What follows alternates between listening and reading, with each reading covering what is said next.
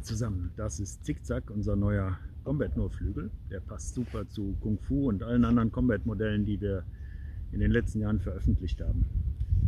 Schnell zu bauen, einfache Ausrüstung, preiswert und sehr wendig, sehr flott und trotzdem sehr gutmütig.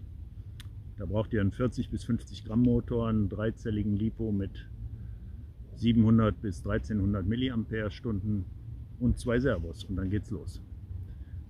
Macht Spaß.